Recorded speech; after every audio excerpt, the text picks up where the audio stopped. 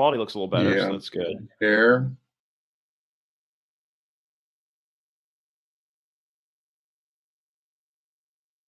It does, nothing comes up when I click share. It said earlier, I tried to get back in. It said the host has removed me from the green room, check in as a participant. Then I checked out of that. I just closed the page because that's not how, it said 7 minutes before it starts. So Yeah. I Let's tried try again this. as a co-presenter. Why don't we try it may start working once we actually launch, but just in case, you wanna email me your presentation and I can put it up for you? Um, okay. Yeah, let's try that. This is okay. This is why we get on early. Back up. Yeah. Has this ever happened? No. So I don't know. Sorry.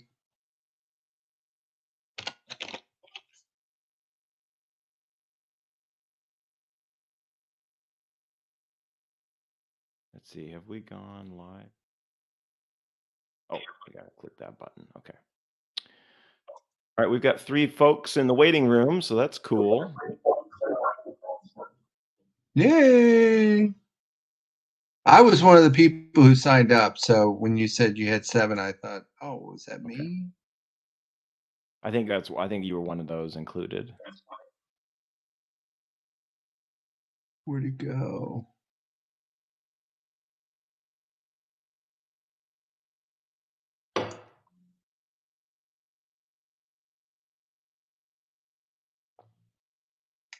Where'd it go?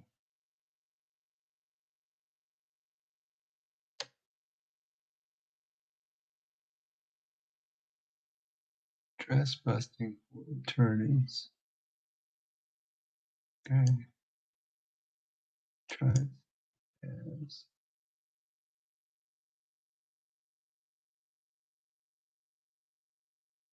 Right. Let's see. Coaching. Oops. Oh, okay. That's what. Okay.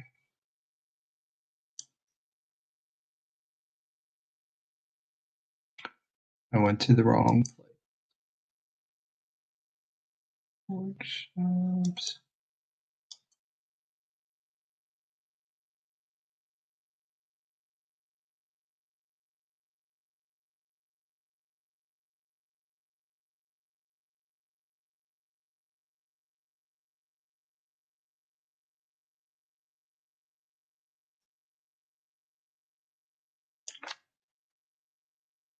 Let's see if this one gets it for you. Okay. It's sending. It's a lot of pictures. Oh, okay. PowerPoints are fat. Yeah. It's really slow. 1% at a time. Oh boy. Maybe it'll do that zip thing, just zoop. Come on. Yeah. Come on. 50%. Sorry. I think you might be right though. It might be once we start presenting, I'll be Yeah. able to share. I hope. That would be nice. 70%. So one of the things I noticed is that on the list of presenters, it should say admin. Under your name, it says waiting for a response for some reason. Okay, came up. Oh, it did? So yeah, I clicked on it. This thing is slow as molasses. Is this me or is it the system?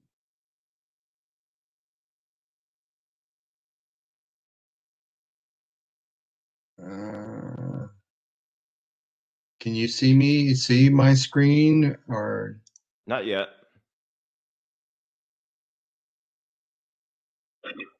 Okay.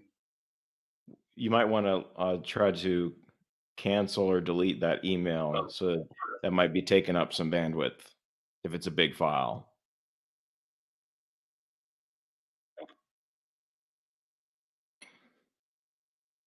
Because you did get that option to share your screen. Oh, I just finished. Okay. I'll go ahead and close out my email period. That'll Yeah, I would close out any other windows too, just in case. And then that a should little. make it speed up a little bit. And if not, I have the I slides that came right. through. I didn't go to Chrome. I'm on Mozilla. Okay, so Should yeah, I go Chrome to is gonna be Chrome the and best. then come in? Um, Okay, I'll yeah, be back. I would do that. I'm Okay. sorry? Yeah, I would go to Chrome. Okay, I'll be back. Okay.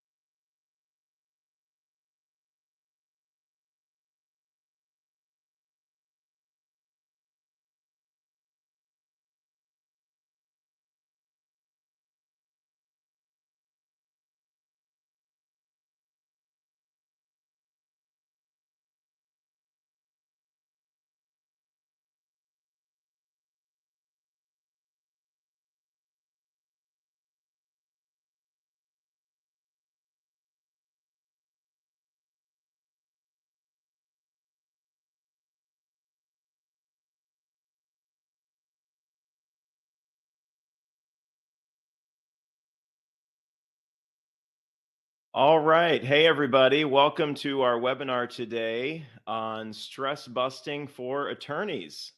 I am your host, Darren Wirtz, certified financial planner with Wirtz Financial Services. So excited that you're here today. We are having some technical difficulties, so don't let that scare you.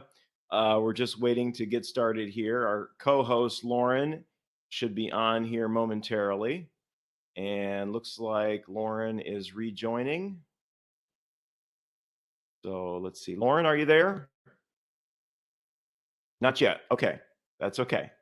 So we got a great group here today. I thought this would be a great topic. Lauren approached me about doing this topic um, a while back and tried to fit it into the schedule. So today, as you may have seen, we're talking about stress management for attorneys. Lauren is going to give us some really great tips on how to manage your stress level. If you're having trouble, technical difficulties, I will let you know that Google Chrome is going to be the best way to see the presentation today. It looks like Lauren is rejoining here, so that's very good, very good. So just want to make sure everyone is hearing me loud and clear. So if you'll notice, there is a chat feature. And before we jump in here, why don't you go ahead and send me a message in the chat box, just so I know that you're here on the call and you can hear me loud and clear. So you can just go ahead and put a little message in the chat box, maybe a hello or thumbs up if you can hear everything. We'll wait for some of those messages to come through. We got a nice little group on the call today. Welcome, everyone. Welcome. Thank you so much for coming today and spending a few minutes of your time with us. I was just telling Lauren before we we got going here that this is a great topic for today because I just had a very interesting experience. Lauren, looks like that's the wrong presentation.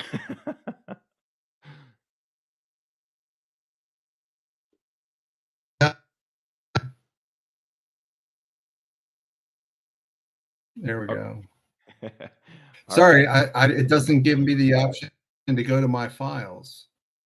Okay. Yeah. I'm sorry, this is totally foreign to me. It's a little bit new, but it's okay. Looks like you're all good now. So next to your name, all the options look good. Okay, back to my story real quick. So about 2 hours ago today, I was Yeah. sitting in my office.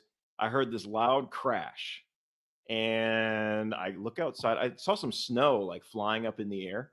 So at first, my office is right next to a train tracks, and so I thought maybe the train had derailed. I mean, it was such a loud crash. Anyway, I go outside and the back windshield of my car is caved in and my car is full of ice and snow. And what happened is a big slab of ice slid off the roof, came crashing down into the car. And so I've been dealing with that today. So this is a great topic for today. So anywho, Lauren, were you able to get the screen sharing worked out, or do you want me to go ahead and share the presentation? Well, what I'm trying to figure out is when I go to share my screen, Mhm. then do I change my application so that this slide shows up? Um, I'm gonna I'm gonna yeah, play you can around click with that. share and click share your screen, and then you can click on a particular window. Usually I just do share the entire screen and then pull up your presentation in the window. Got it. So you can do it that way if you want.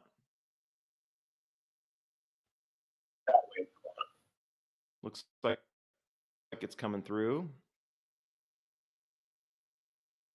So yeah, we have that chat box, and as we're going through, oh great, I got some messages in the chat box. Kathy says hello. Hey Kathy, thanks for joining. Spencer gave me a thumbs up. Super great. Jeanette says she can hear us just fine, so that's really good too. Okay, so we're gonna go ahead and get started here. All right, Lauren looks good. I can see it. I'm super pumped to hear Yay! about So, Lauren, I'll give you a quick introduction and then you can go from there. For those of you who don't know me, Darren Wirtz, certified financial planner. I work with attorneys and law firm owners. And so that's why we're doing this today. Great topic. Attorneys are under a lot of stress. Lauren is a friend of mine from the local business group, the Covington Business Council, has worked as a coach for many, many years as a certified coach, as an expert on these topics, is an author and a public speaker. And so, with that, I'll let Lauren take it away. Go ahead, Lauren. Well, hello. I'm so glad you all are here. And yes, I'm from Kentucky, y'all. Um, what I want to say is, why is this important to me? Well, I've worked with attorneys before, and it's clear that there is a lot of stress involved. And some of the statistics are unfortunately not the best. Um, Attorneys have the 12th highest incidence of suicide. And that attorney I was talking to said that he had a friend who he graduated law school with who had committed suicide, left behind a family, and it was just really tragic. Um, the attorneys have the highest incidence of clinical depression. Now, you pile on top the pandemic, the recent surveys have shown that 4 in 10 people in the US show symptoms of anxiety or depression. That's up 4 to 10. 4 out of 10 is up from 1 out of 10 in 2019. So that's an indication of where we all are. This is a challenging time, and it's always been a challenging time for attorneys.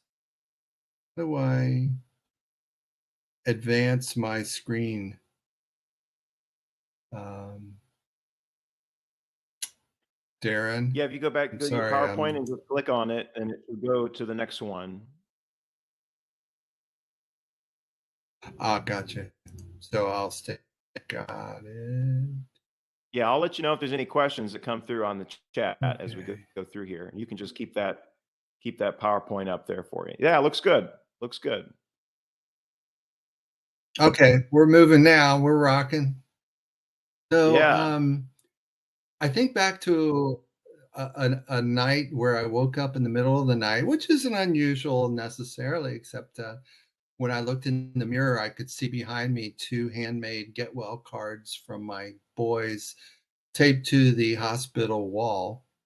And I looked in the mirror and I was thinking about the next day. And I was in the hospital because we were doing a biopsy to find out what kind of cancer I had. And I thought about what that could mean the next day. We don't know what what has it done? How much? What are the odds of recovery? And I just made a decision. I said, well, let's see what we can do about that because I felt that I just needed to focus on being in that percentage that survives, whether it's 50%, 10%, 2%. I wasn't concerned. I just wanted to be in that percentage. This was 20 years ago. So here I am. Yay. Wow. So I've been through a few things. Um, my experience runs the gamut, and I'll talk more about this for the zone of genius. But I started out in college. I just went on momentum there and went into the printing industry and mid um, in management. And then I graduated to starting my own business as a potter. And so I made pottery for 20 years. Um, at the same time that I retired from pottery due to medical situations, I also received the Kentucky Arts Council's Artist Emeritus Award for Lifetime Achievement, which is really very nice. I would have liked to have had it and been able to publicize that as an artist, but that was the end. And I found myself getting into my zone of genius as a certified coach and a performance coach, a results coach, a reset coach. You can use any word you want, but it's a matter of transformation. And more recently, since I've decided to transition as a trans woman, I am working in the corporate sector and nonprofit sector for diversity and inclusion. And that really gets me excited to see that the world is really trying to wake up to this. It's very important for companies to create a space, a culture that makes people feel like they want to stay, and that it's just such a joy to help people to understand what it feels like to be in a workplace, and when people want to other you.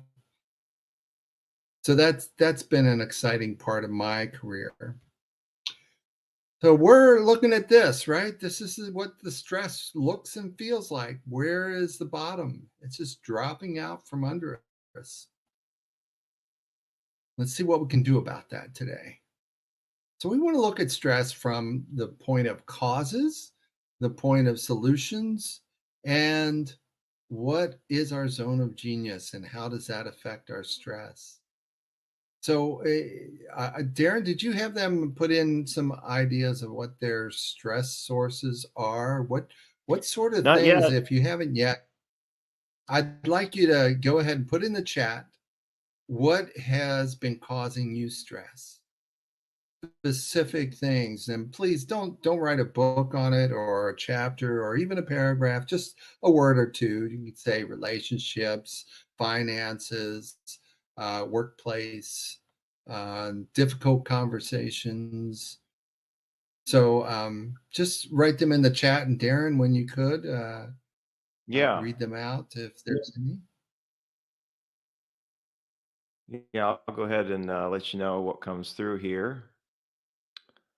Don't be shy. Yeah, unless you're Workplace. stress free and just We've got one mentioning workplace and COVID-19 risks. So those are great. Workplace, I think, is pretty going to be pretty common. But in COVID, yeah, that's a good one. That's I'm sure top of mind for a lot of people. yes, it sure is. And it's a chronic stress. It's a it doesn't go away. As much as so many times we thought, "Oh, we're on the downhill," and it doesn't. And so that really, builds on itself. So I understand that experience. I want to talk about the brain and why how it works and what stress can do to it. So the most important part of the brain that we live by is the amygdala. And the amygdala is the fight, flight, or freeze mechanism.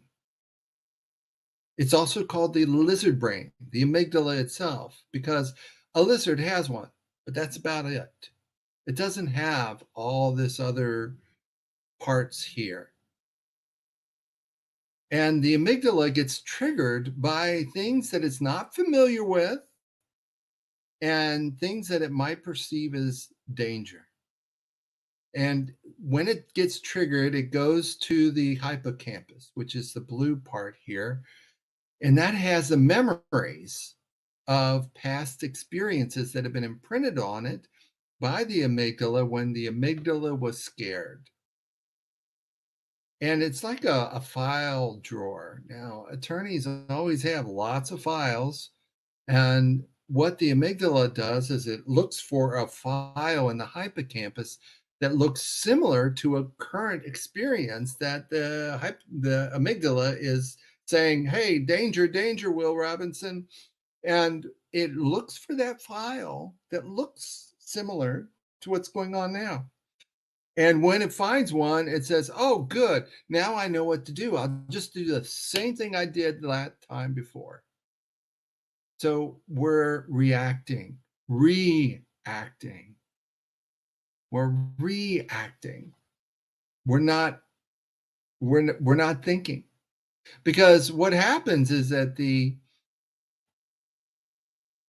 frontal cortex here in green has been cut off by the amygdala. When the amygdala is triggered, it cuts off our access to our executive thinking, our planning, our higher emotional responses of kindness and love and compassion and empathy. Those are gone. We don't have access to them. And the reason that is that it's all part of evolution. You know, when 200,000 years ago, you saw a man sitting on a rock, and he had just finished his barbecue mastodon, sitting there with his spear. He puts his spear down. He's relaxed. He's got his eyes closed. He hears something in the woods, but he doesn't pay any attention. He just figures it's probably his wife, Erga, and so he's just relaxed. But the his cousin is a 100 yards over that way. He's laying on a rock, but he's got his spear ready because he hears the noise and he's thinking, "I wonder if that's a saber-toothed tiger or a snake. It might be my wife, but I need to be ready. I need to be prepared for whatever is going to happen." So, which one of these two is going to survive in order to procreate? That's what's called the survival of the fittest. It's really not the survival of the fittest, it's the survival of the most negative. So welcome to your ancestor. This is who we have evolved from, and unfortunately, the evolution has not caught up with the industrial age.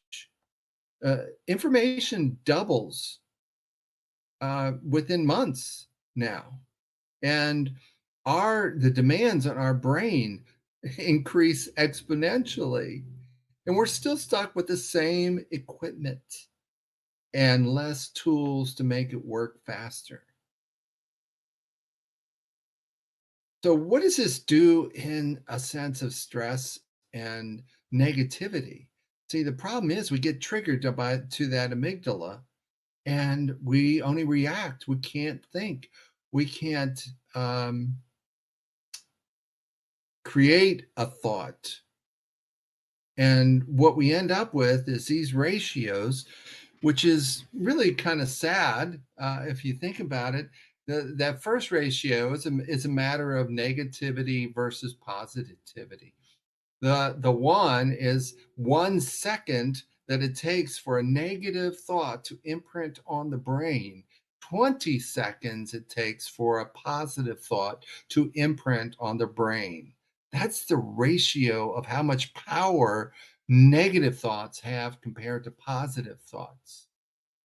Now, what's the 5 to 1? Well, that's really in the workplace. But the one I learned about the 5 to 1 was when I was in a mastermind business group with a colleague, and the conversation, I don't know how it got there, but she said, I read the 25% factor.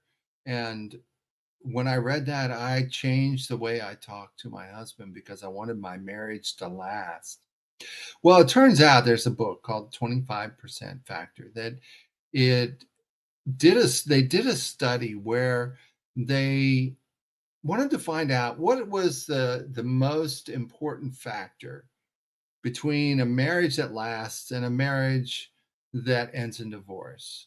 What is the factor? Finances, body type, and all sorts of things.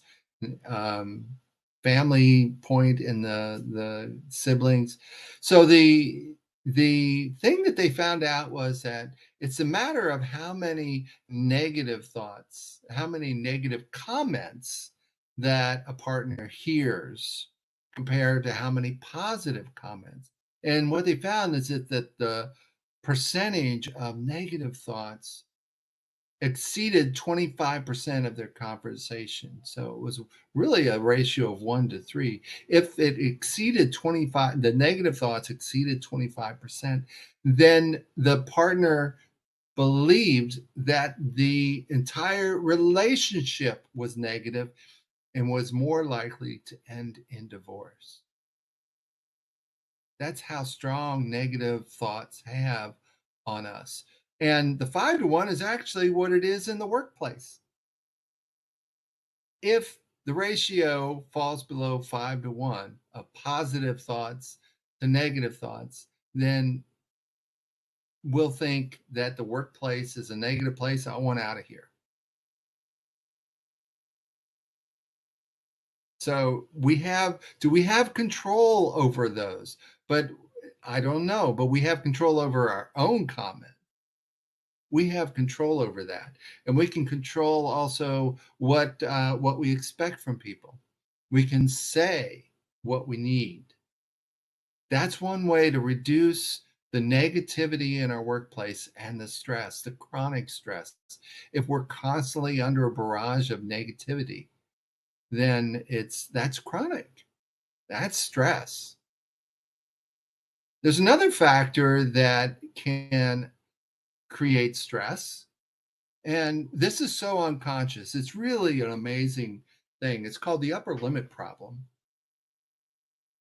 What happens is that when, like a thermostat with the air conditioning, when our happiness uh, temperature goes up and we get happier, there's a tendency for our brain to try to sabotage something so that our happiness factor comes back down to an old comfortable level that is it's a somewhat negatively based so that we are constantly aware from the amygdala, we are aware of any danger. If we're too happy, we won't notice it. That belly full of barbecue mastodon still has its effect on us. But in our world, we don't have those dangers as much. So we don't need that. But what happens here is that if you get successful at work, you would think that if you get really successful, the thermostat would push down your success. Well, it usually doesn't. It pushes out into another part of your life. And such as uh, for a lot of nouveau rich, the people that suddenly, in Silicon Valley, people that suddenly are millionaires and etc. They have a tendency to sabotage their relationships, their partner relationship. And a friend of mine, a business colleague, she was very successful in improving her health, and she lost a lot of weight. And she was exercising, she was climbing mountains, she was amazing. But she realized that she was letting her business just die, just gone downhill. And she's like, "Why did I do that?" It's the upper limit problem. So that's one way that you can notice. I'll give you another example. I'm driving down the road one day after doing a breakout session at a conference.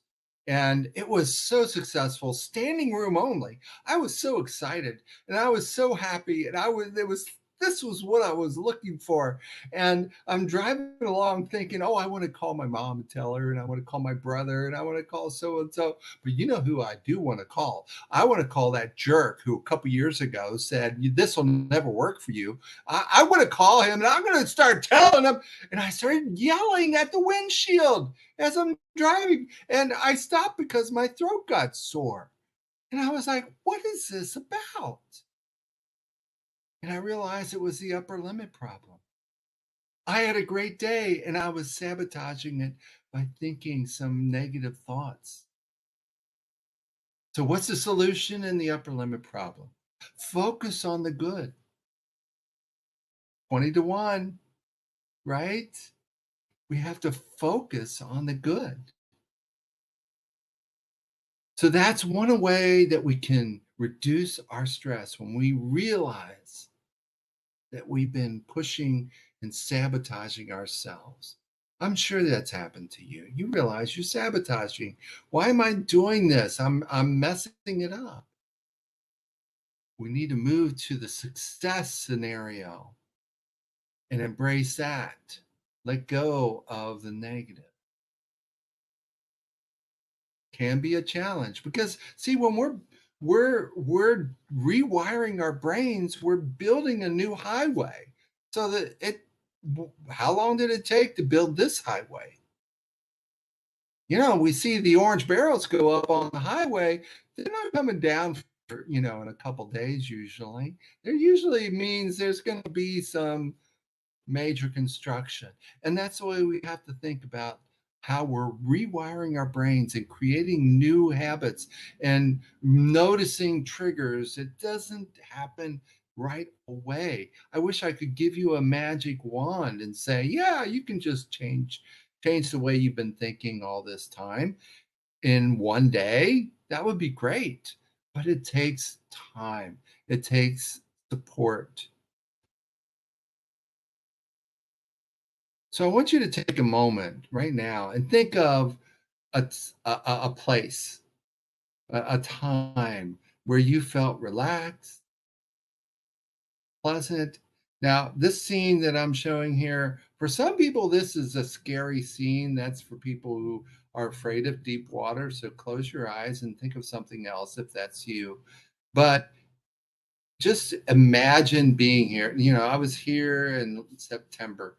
I was at the beach and enjoying that sun and the water. It was 86 degrees out. When it was 86 degrees in the water, it was an incredible little week of nothing and a lot of nothing.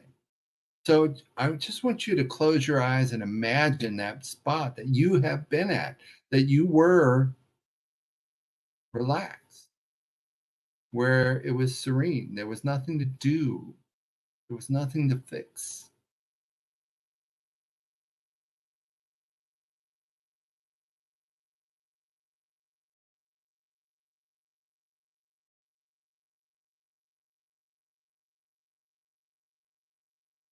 When you're ready, open your eyes and write in the chat how that changed how you felt after all this talking that I've been doing. You went to that place, that happy place. What did that feel like? If you would put that in the chat, Darren, if you get anything on that, Yeah, I'd sure. love to hear what you say. One of our participants says relaxing, nice. Absolutely. I was thinking about time in Mexico, one of those all-inclusive places, and just sitting there with nothing to do. Someone says it's hard to disconnect. Yeah, absolutely. It is hard to disconnect. And that's why it takes a habit. So many people start meditating and they stop after a week. They said, nothing's happening. It's still the same monkey mind going through here. Yeah, yeah, because that's what we're used to. And it's hard to disconnect. It's hard to center. It's hard to let go for a moment. And then we start judging ourselves. I haven't let go. I only had a second of peace. And, when I work with my clients, we talk about meditation as a tool to disconnect, to release, so that the body can experience that and it can become a trigger for us to go to that happy place, to relieve us for a moment from the adrenaline and the cortisol of the stress. And when we do, then we're taking control. We are the victors. We can be. It takes practice. It's not something that is a flash. Boom, we're good. We have to work at it. And those increments, I heard this the other day. Enlightenment is the increment of awareness. Awareness is the key to everything. Awareness is the key to changing the way we think. Without awareness, there is no change. Carl Jung said that what is it? Until we can recognize the unconscious and make it conscious, we are slaves to the unconscious. But when we become aware of what the unconscious is, we then have choices. We get to choose. There's another factor that's really important is the heart. The heart has a brain, and the vagus nerve connects the heart to the brain. And much of our intuition comes from that heart brain. The brain itself, the brain consumes 30% of the energy that we consume, that we use up. 30%, it's less than 5% by weight, and it consumes 30% of the brain, the power. And that's one of the reasons we have unconscious bias is that we are trying to streamline the thought processes and so we to save energy. That's what we're doing. We're trying to save energy by streamlining and making everything fit in a box. Okay, this is this is that, and instead of trying to look at the spectrums of things. But the brain has an electromagnetic field of just a few inches, and the heart has an electromagnetic field of over 10 feet. That's the part that they can measure. Who knows how far beyond that there is a field? But that is an indication of how much power is there. And it's also an indication of what happens when we connect with people physically in the same space. And what do we have now? The heart gets energized by that connection. And we don't have a lot of that right now. So that's a factor. Do you have someone or a place that you can go that you can actually physically be present to feel that energy, even with a mask? So we're going to talk a little bit about the zone of genius. When I was talking about my career my various careers. What I realized through this is that there's three phases that we can be in. Um, we can be in the zone of incompetence, which was my zone in the printing industry. Yeah, I got by, but there were people who could do it much better than I could. And then there's a zone of competence. And I think of my pottery career as the zone of competence. Even though I did win awards and I won the award from Kentucky Arts Council, my work was really good and they were better. There were some people who could do it better. And then when I became a coach, what I realized is that I was in my zone of genius, where everything just seems natural. When people ask me questions about what is coaching and things like that, I get tongue tied. It's like, well, I know this stuff. Why can't I say it? And it's because I'm not coaching. When I'm coaching, everything is clear. It's just an amazing transition. But that's what the zone of genius is, because if we are not in our zone of genius, it feels like we're rolling a rock up a hill, like Sisyphus here. And it's day after day after day. But when we look at the zone of genius, it's like a Venn diagram. We have our strengths, our skills, our talents. Skills we develop, talents are just the natural abilities. We have a core values. Core values are so key to reducing our stress by understanding how we are driven and what drives us and what happens when our values are violated by other people, by situations, by conditions. Core values is a foundational part of my work. Everyone that works with me as a client, coaching client, finds their core values, and that's a very simple process. And then we want to know what our passions, our purpose, and making a difference is.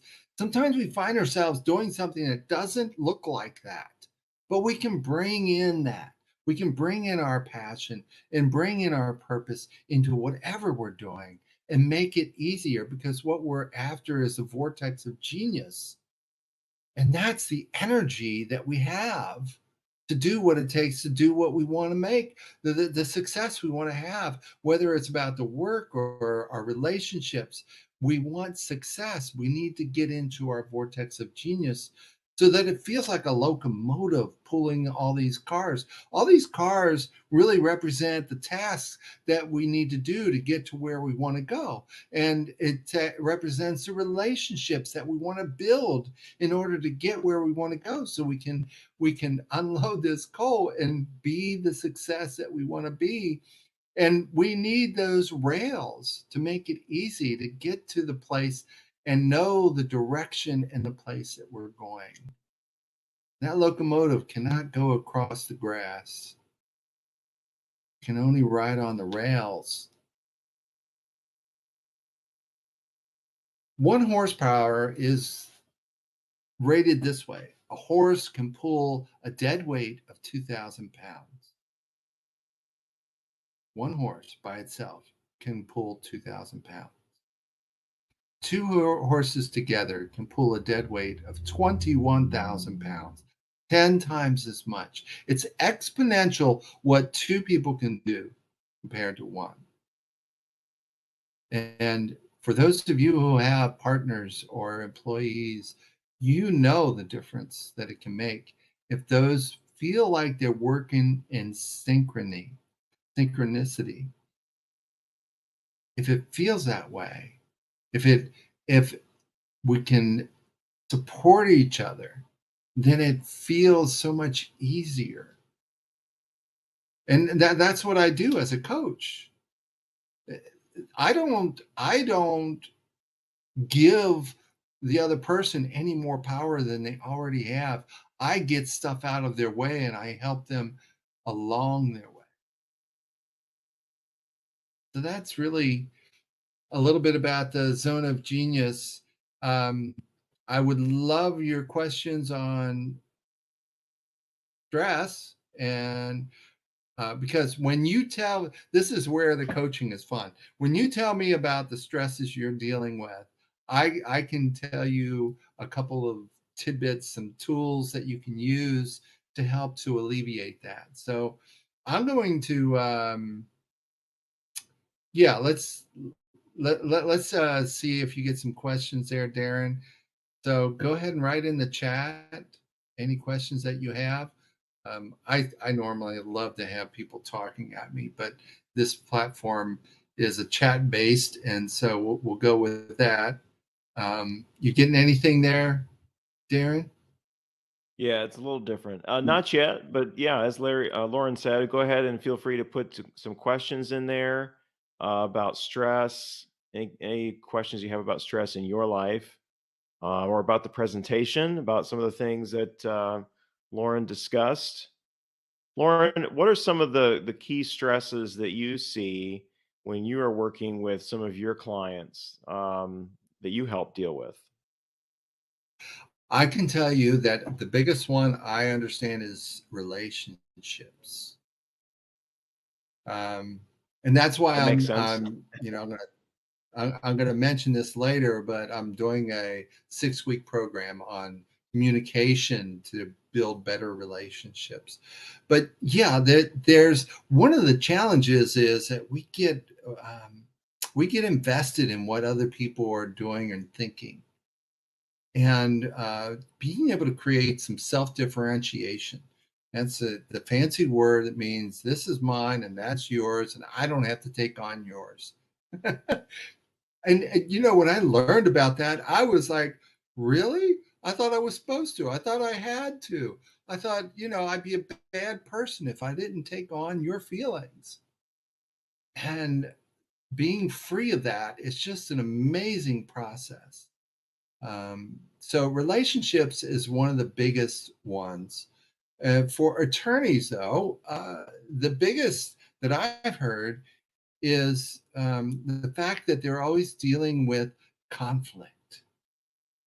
It's Mm, always conflict. I mean, that's all attorneys are doing. That's they're yeah, sorting through the conflict. Somebody's going to court. Somebody's suing. Somebody's defending. Whatever it is.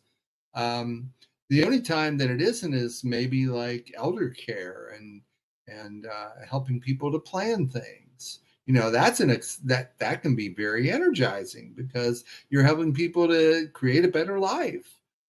But mostly, a lot of attorneys deal with that and the challenge with any entrepreneur that we have to drum up our own business. yeah. That's stressful. And then once we do, then we have to carry it out. Then we carry it out, then we don't have any more business because we haven't been networking. Right. So that's some of the conflicts that an attorney experiences. Sure. We've got one question coming through here. Miguel asks, is there a good way to assist our partners in understanding the stress associated with my work? I feel like I try to understand my wife's stress, but she doesn't understand mine. How can someone dealing with that, what advice would you have for that kind of a situation? Yeah, that's really a challenge, and it's one way. There's a certain tool that I use. It's what I call the swimming pool conversation, and that's really it was sort of what I was talking about with self differentiation is to be able to own what my experience is and share it as authentically and vulnerably as I can. Vulnerability is a powerful acting tool, and uh, unfortunately, if someone has dismissed our own experience, um, it's very painful to reveal more, and so that's a challenge to be able to self differentiate enough to say, well, I need to share this anyway, um, and one of the challenges, I don't know if this is a case for the person that wrote that in, but sometimes it just feels like, well, they're not listening. I'm not going to say anything. Mm, And really, it takes repetition, of this way of conversing, of telling them, okay, here's what happened, here's how it made me feel. And sometimes, we can get very logical, especially as attorneys. Everything's logical, everything's, cut and dried. But if we aren't saying how it made us feel, then the partner is not going to be able to recognize that stress.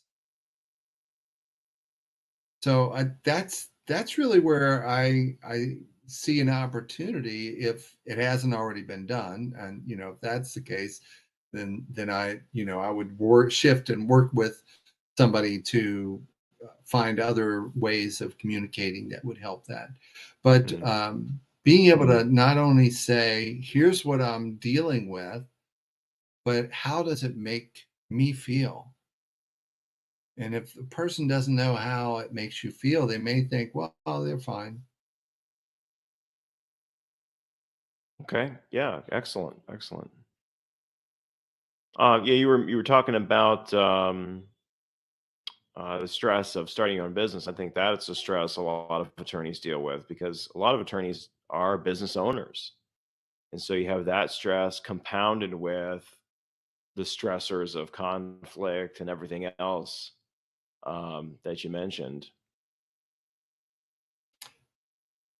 Yeah, yeah, it's a tough career to have all these different um, forces coming at you, Yeah. needs. And the thing, I'll go back to the core values, and the skill, the passion, and um, purpose that we bring to whatever it is we're doing. Part of that thing about the locomotive is that it is that sense of purpose and understanding what really drives us, that all those cars of coal, if it's all the tasks that are not what we want, but if we think about what we want so that we can pull those cars and get there, because we can't get there. There's no we can't do both. We can't bring the cars and just leave them and go to where we want to go. We need the cars of task and people and processes in order to get us there. So I don't know if that's that it's hard to generalize about that, but that's what I do with my clients, is to help them find that sense of purpose and passion that they can put into the work that doesn't seem like fun. That I do Yeah. that for myself. When I put on my task list, is the values that I cherish and purpose that I have for each task. What is this going to get me? It's going to get me more clients that I get to help. So, as much as I'm not really that wild about marketing, I'll do it because I want those clients, and I know that that's my purpose. So I'm getting the sense that really the key here is not just a simple trick, or a little thing to try to get by, but more trying to have a deeper understanding of purpose and values and how those tie together. Am I right about that? Am I on the right track here? Absolutely. There's several things that come together that allow us to let go of that stress. Gotcha. Yeah, and that's the way I work. It's a holistic process. It's Mm, a holistic. It's like, well, there's this and there's that and there's this. So like holistic health. What is it? Well, it's mental, emotional, spiritual. It's physical. It's exercise. It's diet. It's all of that stuff. It's holistic. So for holistic coaching, we need to have all these different pieces. It is the awareness. It's the awareness of the unconscious that gives us power over it. And then that becomes conscious so that we can redirect our energies away from the negative and to the positive. Mm, yeah. Wow. Great. So, Lauren, So, I'm sorry. Go ahead. yeah, let me finish up here. So we talked about this and how it feels, this stress, what I like to imagine for myself is that when I'm working with clients who look like this and feel like this, I'm really focused on getting to this point where it's a good ride. It's a fun ride. That's really what I'm after. So I just want to mention real quick that I will be sending out information. Um, Yeah. And so we put a did little I link up there. Looked like did your I presentation went stop the away. share? Yeah. Yeah, Did you mean to do that? I'm waiting. Yes, I did, Okay. but I'm not There is a seeing your screen. there's a There. link on the side for those who are on the call where you can click. There's a button that you can click to schedule a chat with Lauren. There's a little button that says sign up now. And if you click that link, it'll go to Lauren's calendar. Lauren, you want to talk a little bit about that? Yes, you can set up a time, a little chat, 30 minutes, just to see what's going on for you. I don't purport to be the answer for everybody. I know that. I'm not the boot camp style coach. Let's put it that way. And I'm very aware of how it can be challenging to deal with things when you're under stress, chronic anxiety, and even PTSD, which I've experienced myself in a certain measure. And I certainly won't compare it to what military personnel go through. But PTSD is not something that's limited to military active duty. So it can be trauma in the workplace, and so we can talk about different things. And I can also, like I said, I'm going to be sending out some information on the 6-week program that I'm going to do on relationships and difficult conversations, how to handle them better. So, Oh, great. yes. Yeah, fantastic. So, yeah, just everyone who's on the call, watch out for some follow up information. And yeah, this has been really great. Miguel says, thank you very much. It was wonderful. Any last questions that you may have, feel free to put them in the chat and we'll answer any remaining questions that you have. But I want to thank everyone for joining us today and spending some time. Lauren, any last thoughts or comments or things you want to share? Well, I just want there it's like I wanna reach through the camera and give everybody a hug because, if you're here, it's because you knew it was about stress and you're challenged.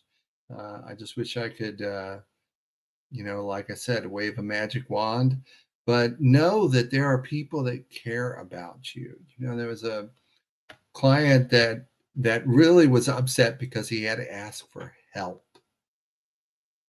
And I said, when you don't allow other people to help you, you're taking away their opportunity to show you love. Hmm, So let's assume that somebody cares and reach out to them. That's the last thing I would like to say. that's wonderful. Well, thank you, Lauren. I really have enjoyed this myself. This has been really great. great, great timing because it's been a stressful day. So, really appreciate it. Hopefully, we can do something like this again in the future. And once again, if you'd like to schedule a chat with Lauren, you can click that button, sign up now, and that'll go to Lauren's scheduling page. And you can uh, ask any additional questions you have. So thanks for joining. Hope you all have a wonderful rest of the day and rest of the week. And go Bengals. Good day. All right. See you, everybody. Bye-bye.